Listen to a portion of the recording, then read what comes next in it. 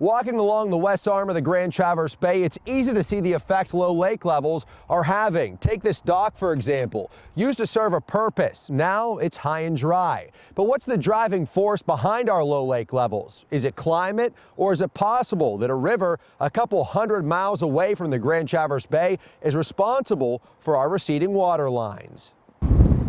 The St. Clair River, a major trunk line for commercial navigation. It also connects Lake Michigan and Lake Huron to Lake Erie, and Erie's lower elevation makes the St. Clair River act as a drain. If the St. Clair River erodes or is dredged, that makes that drain bigger. More water runs out of the Lake Michigan, Lake Huron bathtub into the Lake Erie bathtub. John Nevin is the public affairs advisor for the International Joint Commission. He spent his career studying the impact dredging in the St. Clair River has had on the Great Lakes. And there's a long history. Dredging began in 1850, but the largest dredging activity occurred between 1933 and 1936. 11 million cubic yards of material was excavated. The most recent major project occurred between 1960 and 1962, when 2 million cubic yards of material was removed. Since 1962, dredging has been confined to mainly upkeep projects, but over time,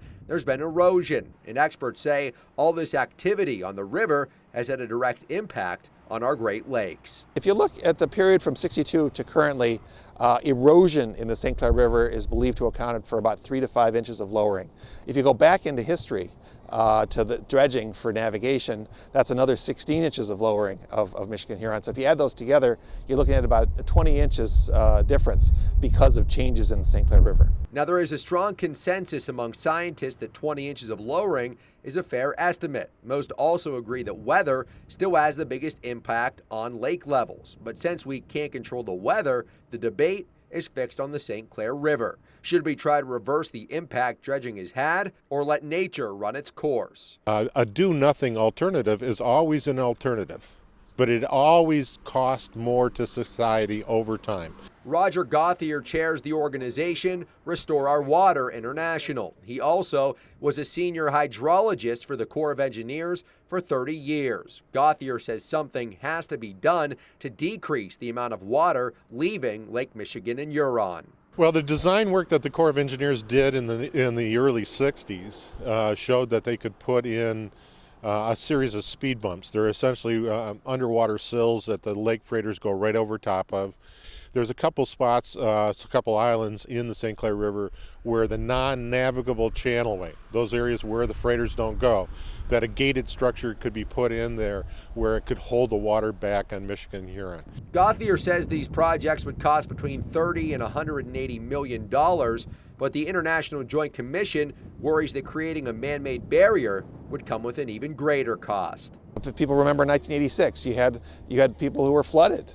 Grand Traverse Bay, South Haven, Saugatuck, houses in Grand Haven falling into Lake Michigan. You don't want to go back to that. And that's what the climatologists tell us, that in the future we'll see high water again, we'll see low water again. So any kind of recommendation to regulate or change the level of lakes through human action needs to take that into consideration. At the end of April, the Joint Commission made a formal recommendation to the United States and Canadian federal governments. They suggest a thorough cost-benefit analysis be done, weighing the pros and cons of decreasing water displacement through the St. Clair River. Nevin says such a complex study could take more than 5 years. In the meantime, we continue to feel the impact low lake levels are having. And it's not just the boating and fishing industry or the tourism industry. There's a much broader impact. Freighters on the Great Lakes are forced to carry lighter loads. That means northern Michigan is receiving fewer goods, like gasoline. And less gas coming in means more money